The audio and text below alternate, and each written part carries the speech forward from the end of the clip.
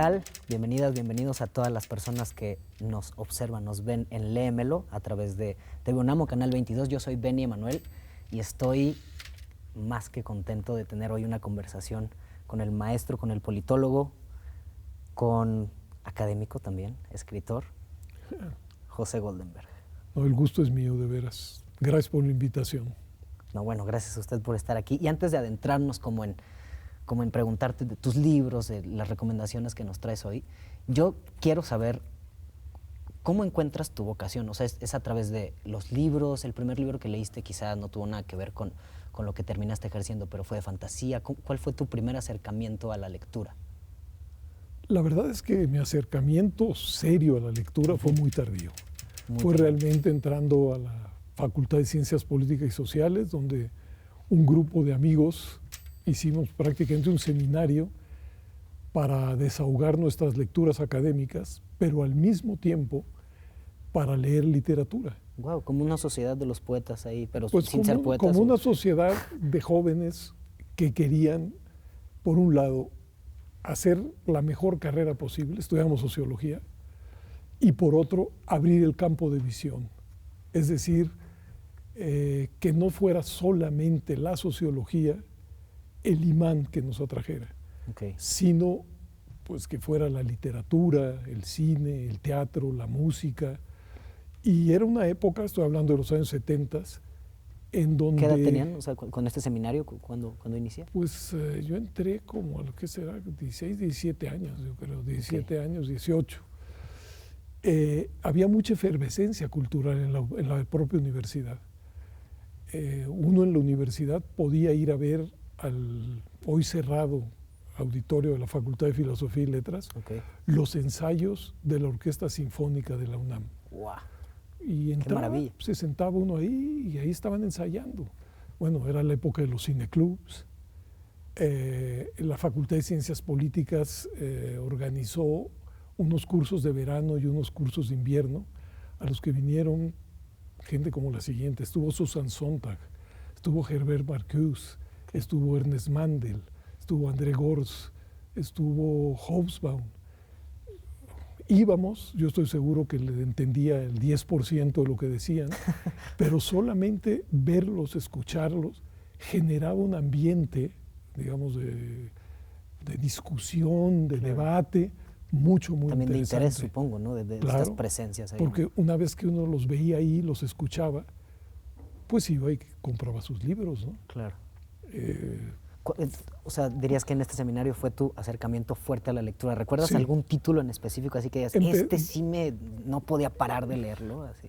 Yo recuerdo que un muy buen amigo mío me recomendó leer Los Relámpagos de Agosto de Jorge Ibargüengoitia. Ok, no lo conozco. ¿No? No. Te has perdido de un gran libro. Jorge ya lo voy a anotar, ahorita lo voy a anotar.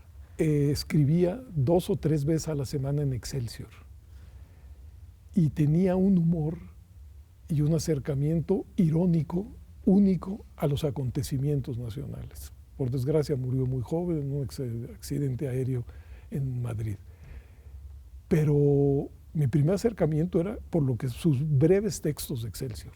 Pero cuando leí Los Relámpagos de Agosto, que es una especie de parodia de los generales de la Revolución Mexicana, a partir de ahí me seguí leyéndolo porque pues era una voz única en la literatura mexicana.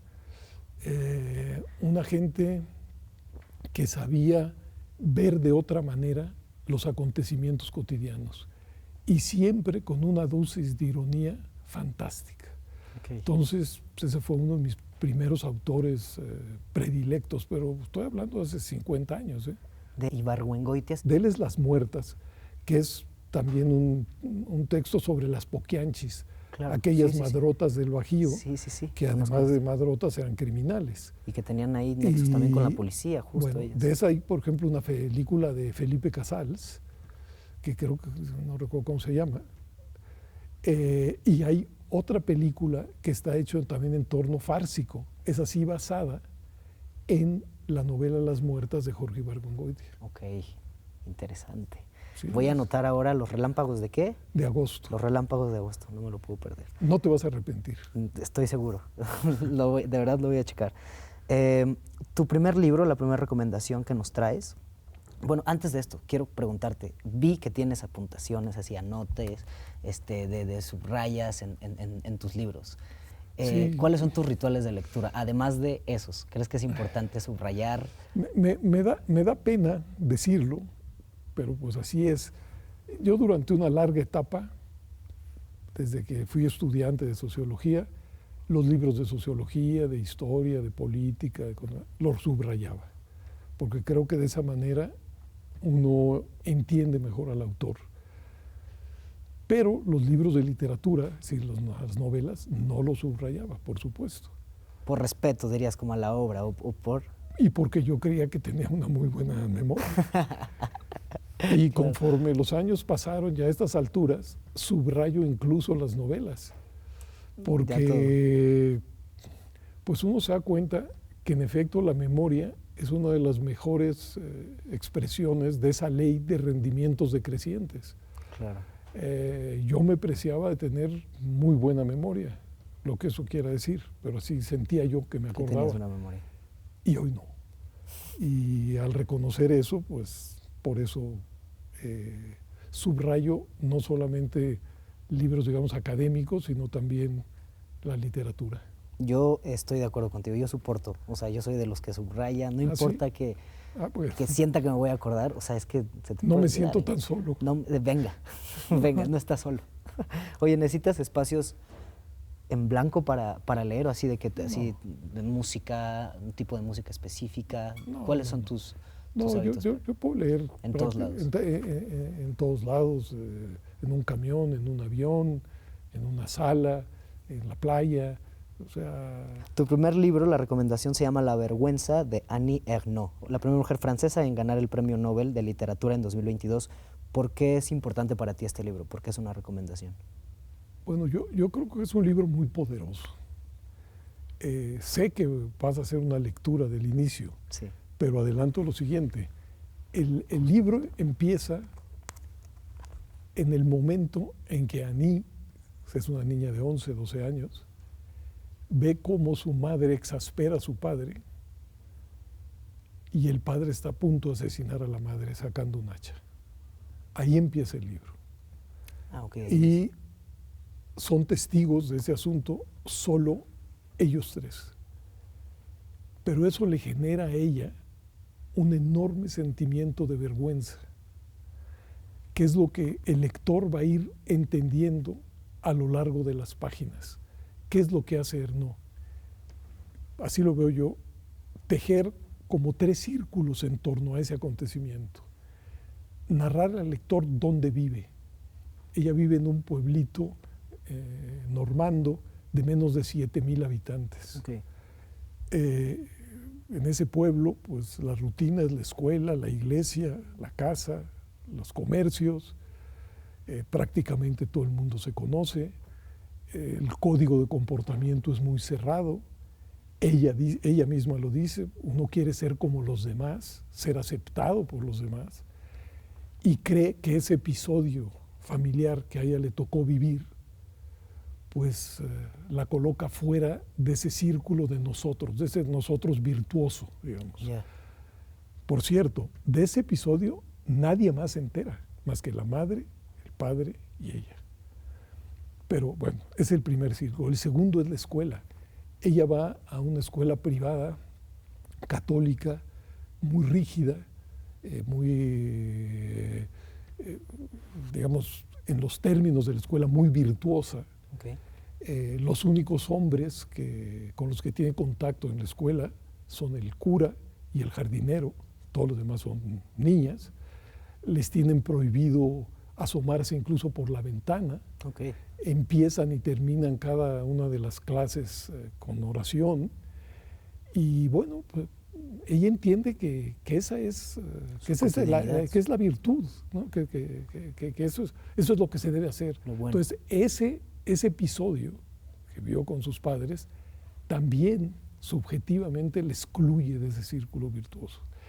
Y lo cierra en una excursión que hacen ella con su padre y un grupo más grande de padres y niños en camión, y se da cuenta, llamémosle, del déficit cultural de su padre. Su padre y ella no logran integrarse al grupo. No es que sean maltratados, es que están en otra tesitura, digamos. Sí. Y ese es el tercer círculo de la vergüenza. Okay. Para decirlo de otra manera, creo que en esos años, Anier no, lo que dice era la vergüenza de ser quien era, ¿no? A partir de ese disparador, de ese incidente. Aunque también alerta, nos dice.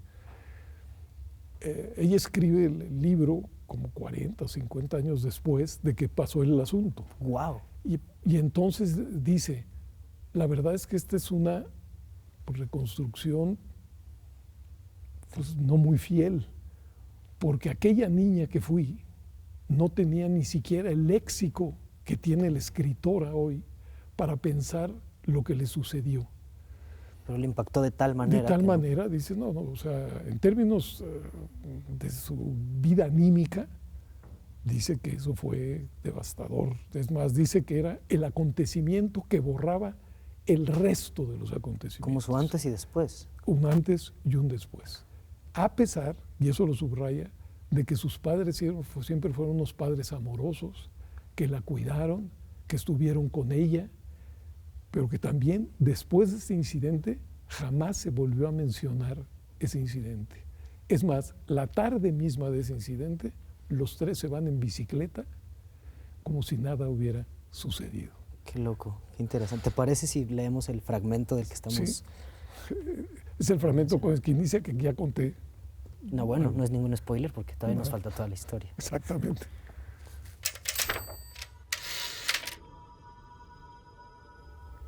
Mi padre intentó matar a mi madre un domingo de junio.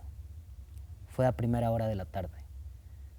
Yo había ido como de costumbre a misa de 12 menos 4 y después a comprar unos dulces a la pastelería del centro comercial de la ciudad, un conjunto de edificios provisionales construidos después de la guerra. Cuando volví, me quité la ropa de domingo y me puse un vestido de estar por casa. Después de que los clientes se marcharan y de que echáramos el cierre del colmado, empezamos a comer.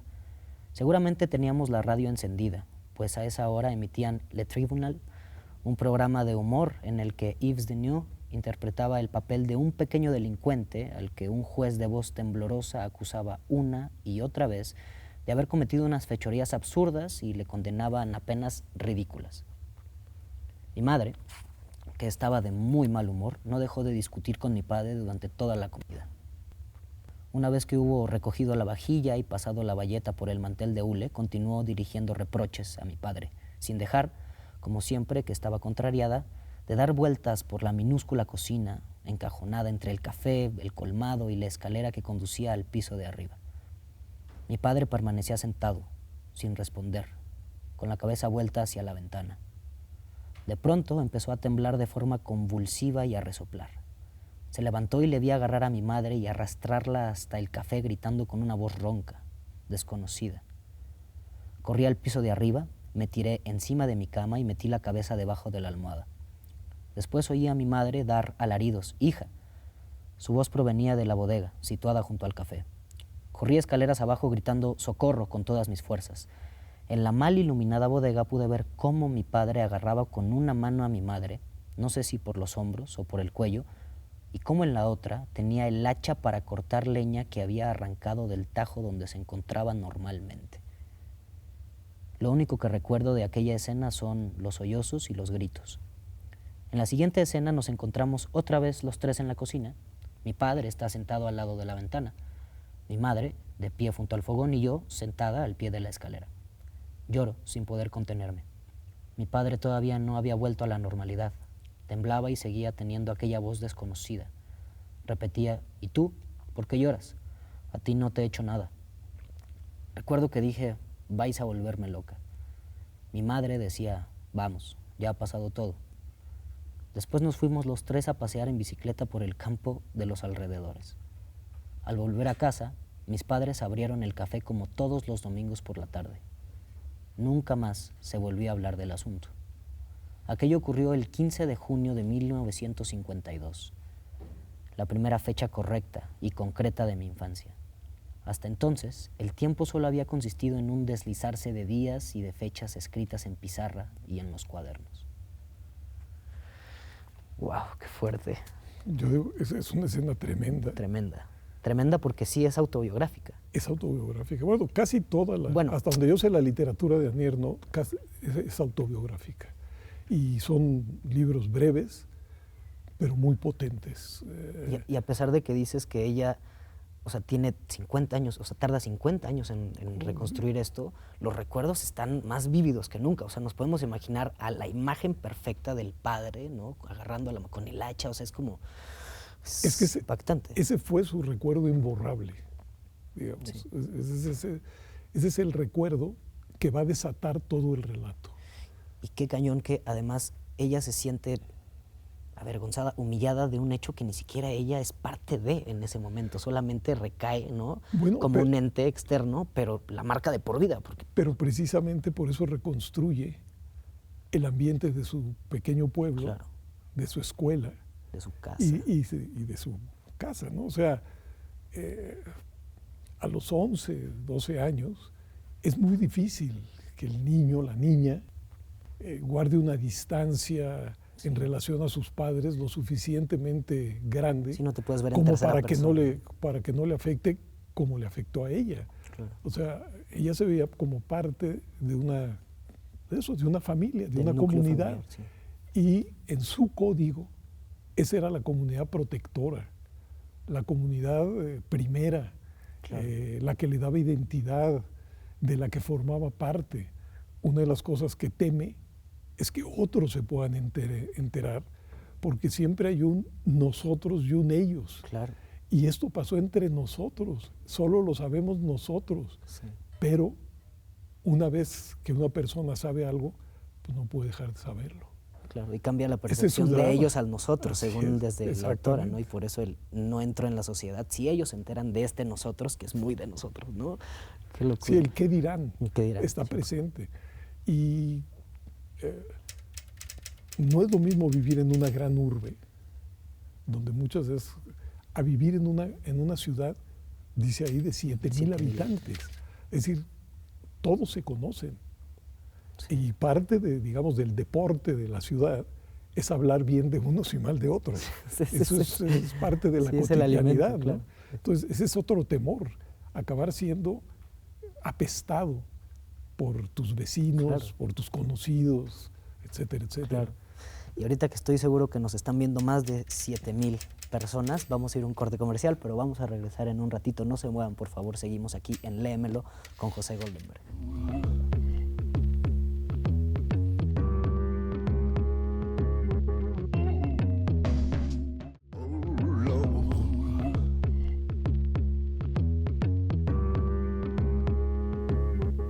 Estamos de regreso en Léemelo con el escritor, politólogo y académico José Goldenberg. Y antes de adentrarnos en los libros que inspiran tu labor o tu vocación, yo quiero preguntarte acerca de tu curiosidad por el cine, porque sé que estudiaste en el CUEC 3 años, ¿cierto? Pero después no pasó más con eso. Sí, en efecto, estudié 3 años y medio en el Centro Universitario de Estudios Cinematográficos, todavía cuando estaba ahí en la calle de California, que quería hacer cine. Bueno, hicimos cine documental, un grupo de... ¿Hiciste cine documental? Sí, en aquel entonces hicimos un taller que se llamaba Taller de Cine Octubre, que como su nombre lo indica, tenía una clara intencionalidad política. Claro.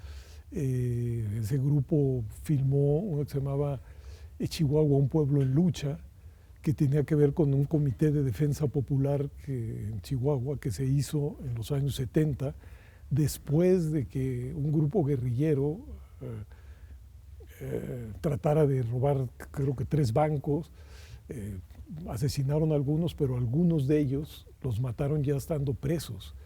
Y entonces a partir de ahí hubo una movilización en Chihuahua, se hizo un tribunal popular, y eso lo filmó ese grupo. También una película que se llamaba Los Albañiles, que era sobre la huelga de soldadores en Tula. E hicimos también una película que se llamaba Explotados y Explotadores, que me da hasta pena mencionarlo, porque era un panfleto basado en un folletito de Marta Harnecker. También me di cuenta en ese periplo que mi talento para hacer cine era cero. Y entonces opté por... Pero tu discurso estaba ahí, fuerte.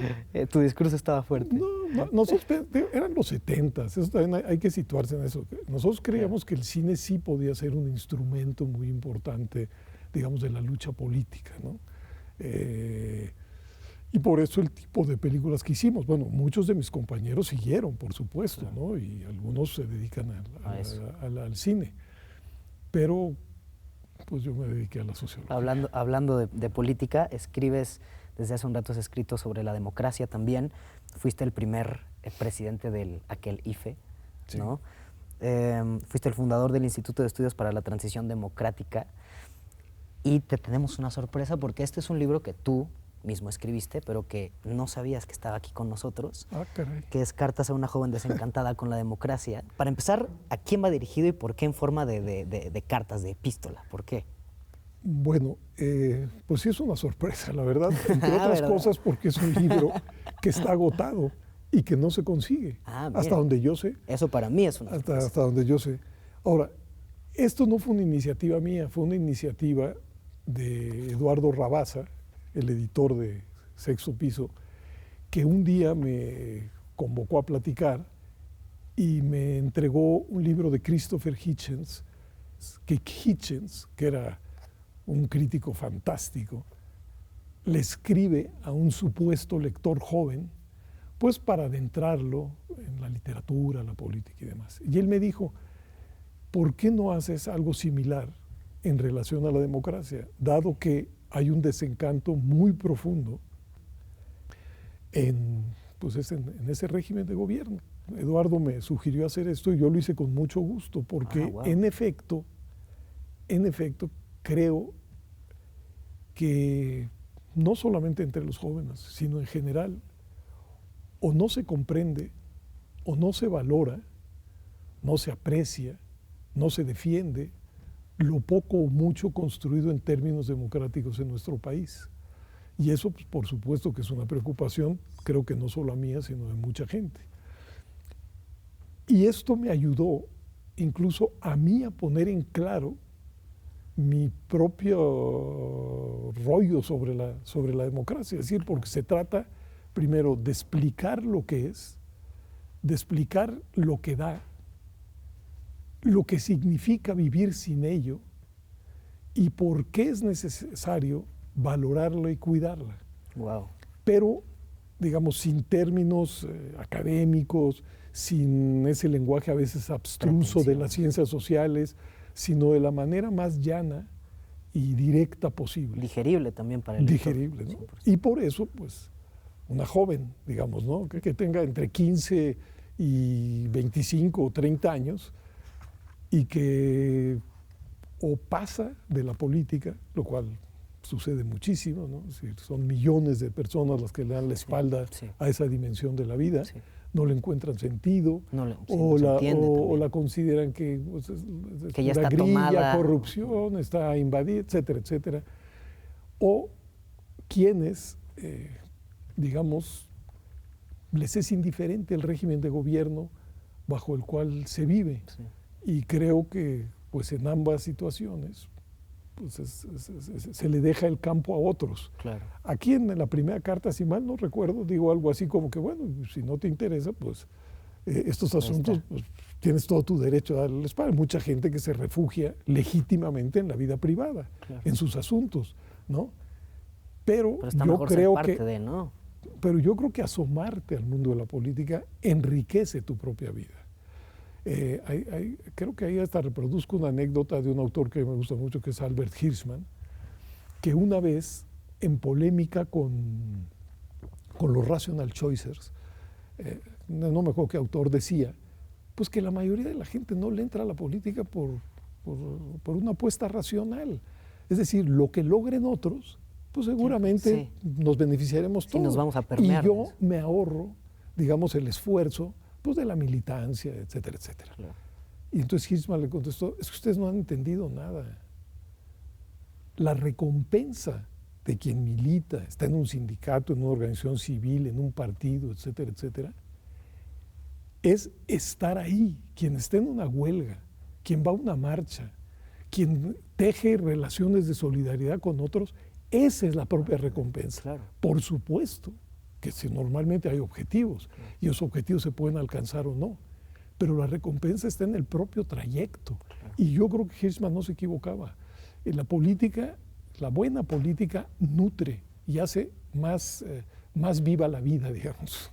Una duda, que si soy una persona que jamás ha entendido o se ha sumergido en el mundo como de la democracia como tal, ¿a qué filósofos, a qué autores, qué libros me ayudan, además de Cartas a una joven desencantada, a entender lo que es y cómo se practica la democracia? Bueno, yo sugeriría dos autores. Uno italiano, Norberto Bobbio, que fundó incluso una escuela de pensamiento en Turín y que tiene diferentes artículos y libros sobre el asunto democrático y que creo que lo explica de una manera transparente, lógica, clara. Digamos, yo creo que buscar los textos de Norberto Bobbio vale mucho la pena.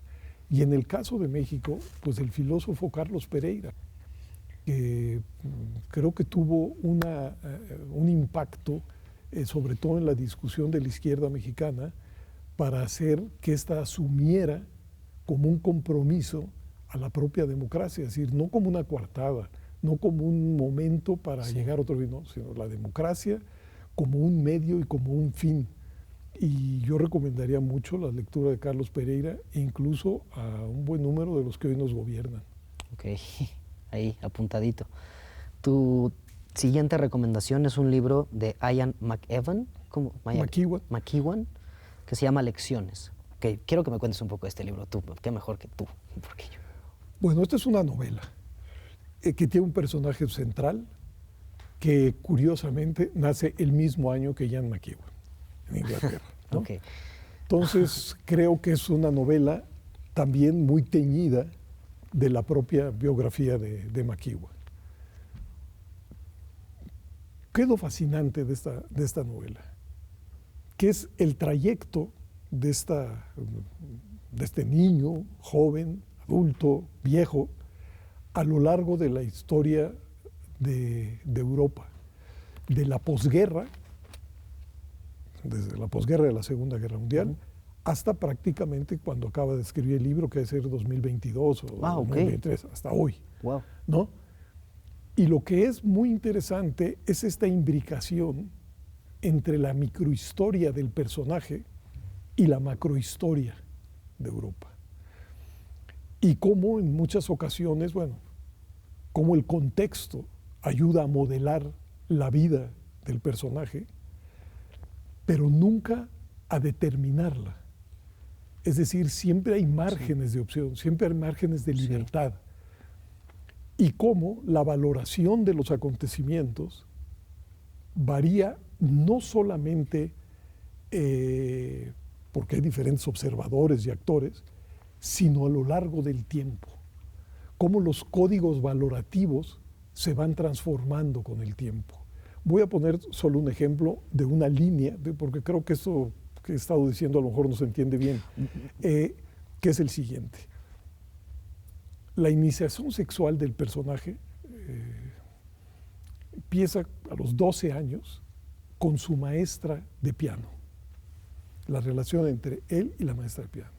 Por supuesto, al inicio, para el personaje, pues esto es una fiesta, una realización, una gran cosa, un gran acontecimiento. Incluso revalora su autoestima y demás. Poco a poco eso se va convirtiendo en una obsesión. Pero después el asunto cambia y esto que es casi un sueño se convierte en una pesadilla. Wow. Porque la maestra prácticamente lo secuestra, no quiere ya que estudie, lo quiere tener para ella, etcétera, etcétera. No voy a contar todos los eslabones, pero al final, si ya en nuestra época, aquello que fue primero algo venturoso, luego fue opresivo, y que le generó incluso miedo, preocupación, cuando llegamos a esta fecha, hay un momento en que un abogado que se entera de todo esto que le pasó, le dice que hay que hacer una denuncia penal contra esa señora por acoso sexual. Le dice, además, hay muchos casos de hombres que acosan a mujeres y muy pocos de mujeres que han acosado a hombres. Y el de usted, pues digo, tenía 11, 12 años, digamos, ¿no? Sería... Lo cuento nada más para ver cómo los campos valorativos se van transformando. Claro. Es decir, porque para él, en el inicio, eso fue una gran cosa, un gran suceso. Y el contexto se convirtió en un personaje. Sí, una claro. gran experiencia. Bueno, 50 años después, eso es un delito. Claro, ¿no? 100%. Bueno, pero ese es uno de los hilos. Así, por ejemplo, al personaje lo abandona a su mujer cuando tienen un niño de meses y él se queda con el niño. Entonces, por supuesto, pues la primera reacción es algo incalificable, ¿no? Que una mujer abandone, dejemos al señor, a un niño de meses, ¿no? Y conforme se va desarrollando la novela, uno va viendo las motivaciones también de ella. Ella estaba harta de esa rutina, quería ser escritora, es una vocación que le llama, sabe que si se queda con él y con su niño no la va a lograr. Entonces, todos los personajes y las situaciones están plagados de esta ambigüedad. Okay. Es decir, no hay buenos, malos, malos, hay situaciones, hay dilemas y claro, hay consecuencias, Claro. eso sí. 100%. ¿Te parece si leemos el fragmento? Sí.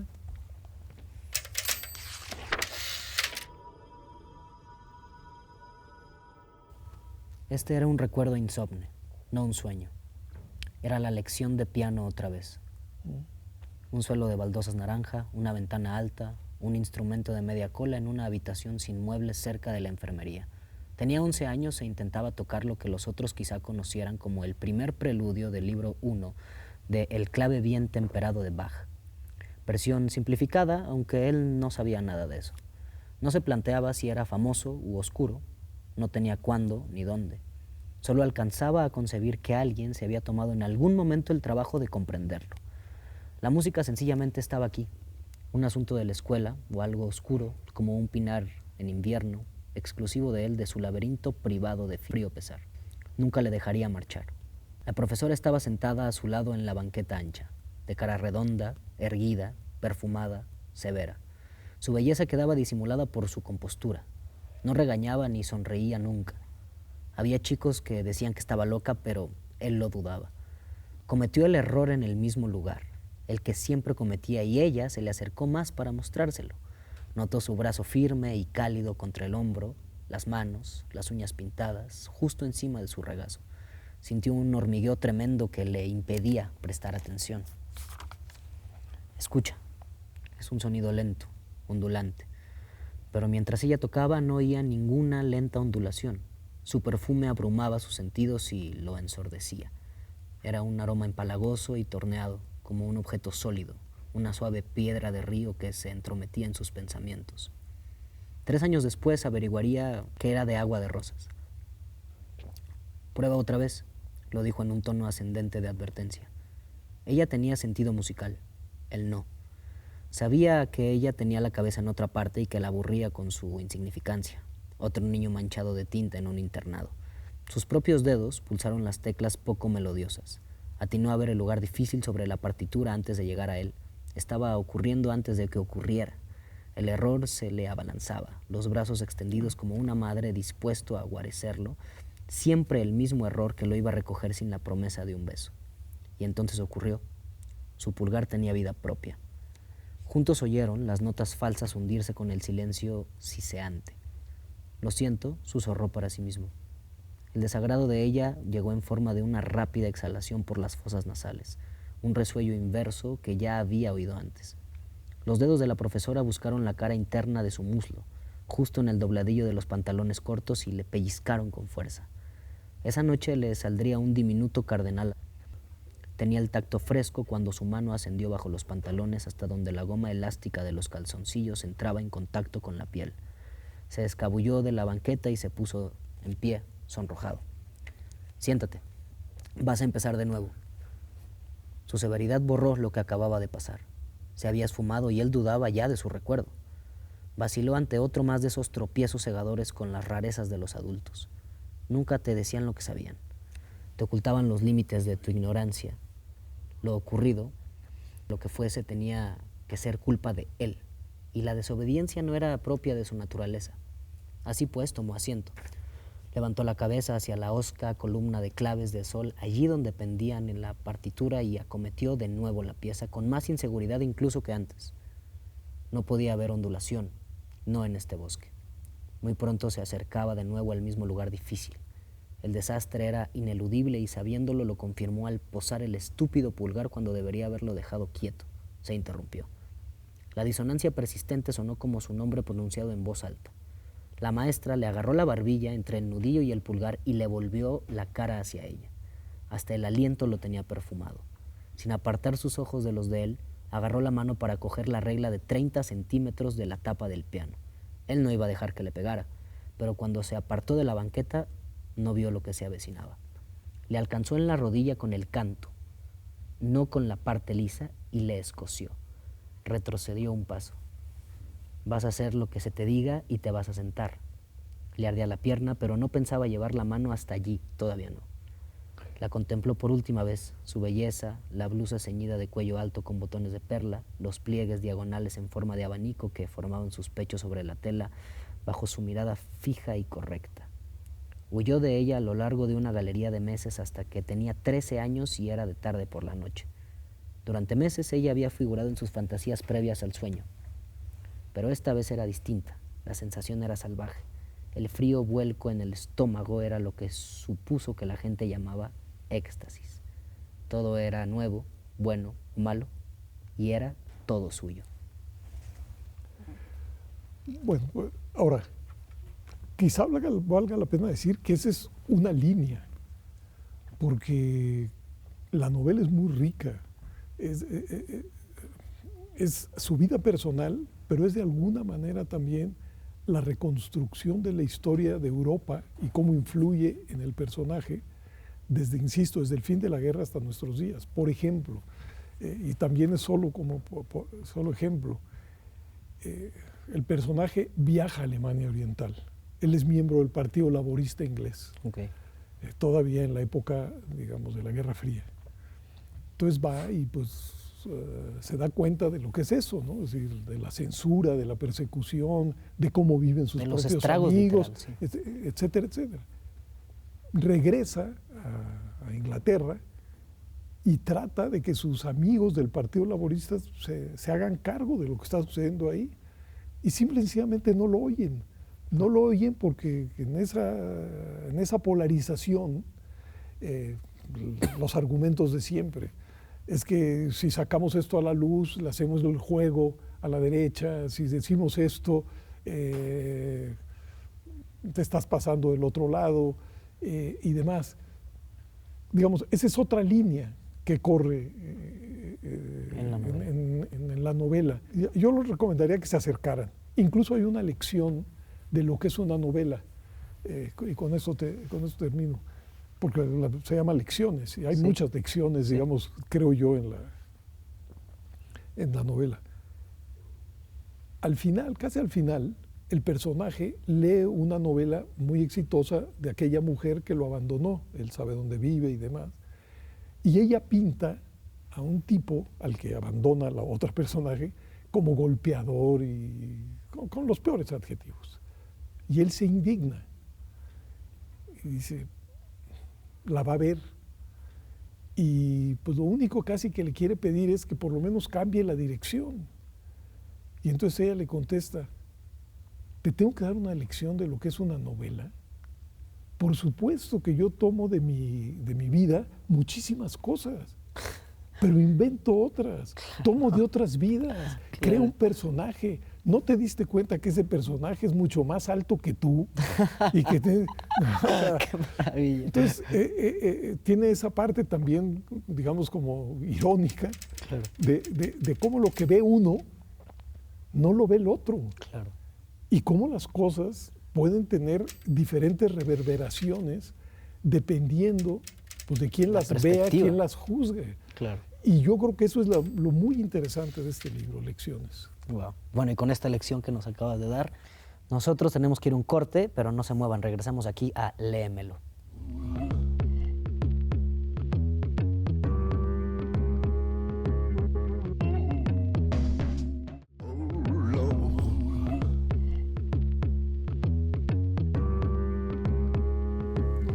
Estamos de vuelta en Léemelo, qué bueno que no se han despegado. Estamos con José Goldenberg y vamos directo a tu tercer libro, que es Una historia personal, Europa, así se llama, de Timothy Garton Ash, ¿cierto? ¿De qué nos habla este libro? Bueno, este es un libro que tiene puentes comunicantes con lecciones de Ian McEwan. De hecho, aborda el mismo tiempo y Europa. Es un libro que reconstruye la historia de Europa después de la guerra hasta prácticamente la guerra en Ucrania. Okay. Timothy Garton Ash es un historiador, es un periodista que ha estado muy ligado, conoce muy bien lo que ha acontecido en Europa del Este. Él incluso estudió en Alemania Oriental. Y entonces, esta es una historia con un enorme fuerza personal, porque va intercalando lo que va pasando con lo que él vivió y las relaciones que tuvo. Por ejemplo, él conoció a Walesa, a Adam Michnik, a Orbán, en algún momento a Gorbachev, a Bush. Es decir, wow, es un personaje él mismo muy interesante, que puede recrear estampas muy elocuentes de, digamos, de estas décadas. En una línea, ¿de qué trata?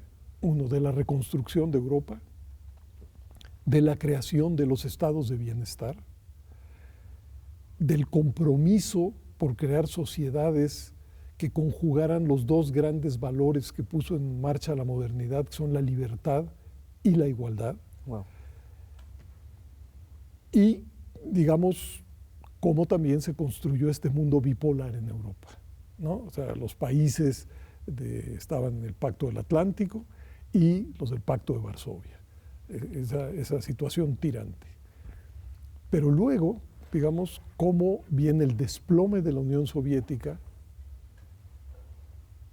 la independencia de muchas de sus naciones, la expansión de Occidente, la creación de la Unión Europea cada vez con más miembros, Claro. y como dice él, mis dos grandes causas parecían avanzar, que eran Europa y la libertad. Wow. Y al final, no al final, los capítulos finales, sin embargo, es cómo hay ahora una ola en sentido contrario. Él es inglés, y así como festinó la entrada de Inglaterra a la Unión Europea, pues lamenta y describe el Brexit. Cuenta también cómo algunos países que asumieron la democracia como su régimen de gobierno, por ejemplo Hungría o Polonia, han dado pasos en sentido contrario, Okay. autocratizando esos regímenes. Se detiene en el crecimiento de la extrema derecha en varios países europeos y el impacto que han tenido las migraciones en ese fenómeno, y cómo los distintos países han reaccionado de diferente manera ante esas migraciones, desde los, digamos, comprensivos, llamémosle así, que saben que Europa tiene que abrir sus puertas, porque va a haber mucha gente tocando en esas puertas, hasta quienes han cerrado todo. Digamos, el ejemplo paradigmático es Orbán en Hungría, ¿no? Que a pesar de que es un país donde prácticamente no hay migración, su discurso es un discurso antimigrante que le ha redituado muy buenos bonos electorales, ¿no? Bueno, total. Entonces, ese es un fresco, es un ensayo, a diferencia de los otros libros, son literatura. Esto no, este es un ensayo politológico, sociológico, pero con un enorme subrayado personal de alguien que ha vivido muchos de esos episodios en primera persona del singular. Y qué importante que sean algo autobiográfico en un contexto histórico, porque también a la vez son como clases de historia, ¿no? Exactamente. ¿Te parece si leemos el fragmento?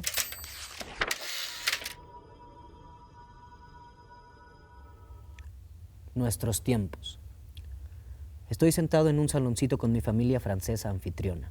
entre los olores desconocidos del humo de los cigarrillos Galú y del café solo cargado, mirando una pequeña pantalla de televisión.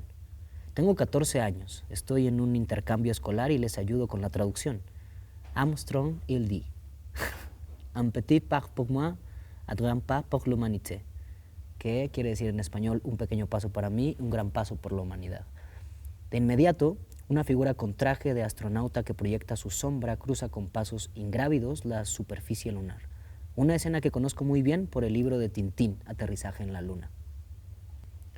Cuesta recuperar la sensación de lo remota que era la Europa continental para un colegial inglés en 1969.